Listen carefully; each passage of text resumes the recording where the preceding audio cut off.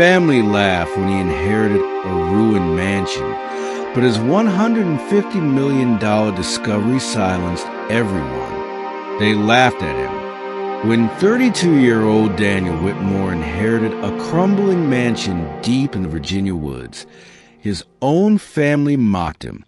"Congratulations on the world's most expensive pile of bricks. Better off tearing it down."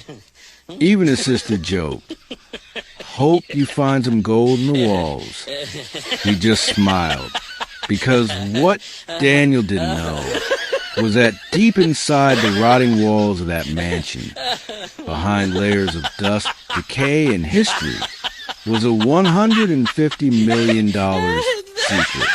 And when the world found out, no one was laughing anymore.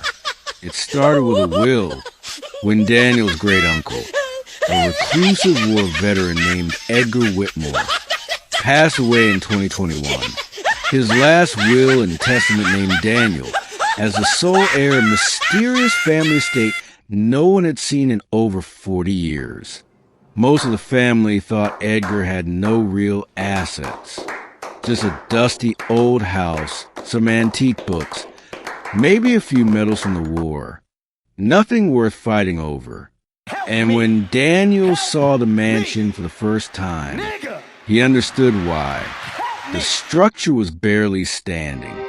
Windows smashed, roof leaking. Vines had wrapped themselves around a chimney, like nature was trying to drag the house back into the earth. Most people would have walked away, but Daniel stayed. He spent weeks cleaning, sleeping on a creaky mattress, eating takeout, and documenting everything he found. Old war letters, dusty paintings, even hand-carved wooden figurines. But then one night, something strange happened. While pulling out rotten floorboards near the grand staircase, Daniel's crowbar hit something metal. He peeled back the boards. Underneath was a rusted iron latch, sealed shut. It wasn't on any blueprint. There were no visible hinges, no air vents, nothing. It looked like it hadn't been touched in 100 years. Heart pounding, he pried it open.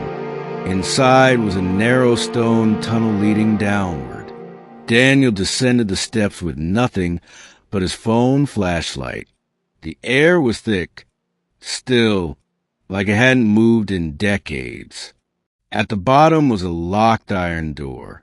He forced it open, and inside was a room that didn't belong in a house. It belonged in a museum. Every wall was lined with shelves of gold bars, stacked in military precision. On one side sat dozens of sealed military crates marked Confidential 1945.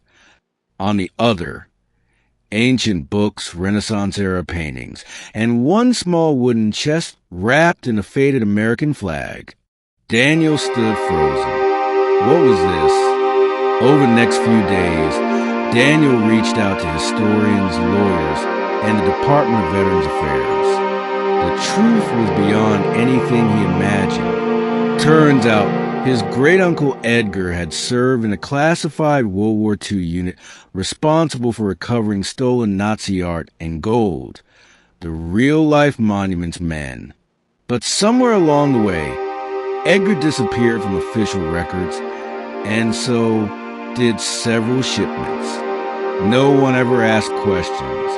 According to the historians, the gold and artifacts in Daniel's basement matched several pieces missing since 1945. The estimated value? Over $150 million. The government offered to take control, but Daniel had proof. Edgar's journal, handwritten confessions, deeds, receipts, a personal letter to Daniel that read, "They'll say I stole it, but I preserved it for our family, for the truth." News spread fast. CNN called it the lost fortune of the forgotten soldier. Documentary crews showed up. The Smithsonian wanted the paintings. Germany demanded restitution. And Daniel, he fought. After months in court, he reached a deal. Half the treasure would go to global museums and historical foundations. The rest, including the mansion, would remain his. He used part of the money to restore the estate, turning it into a historical museum and retreat for veterans. The same family that once mocked him now tours the home proudly, telling everyone, "That's my cousin who uncovered the $150 million vault." They don't laugh anymore.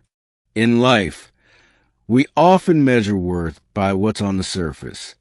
But sometimes true value is buried in legacy, in history, and in the quiet bravery of people like Daniel Whitmore.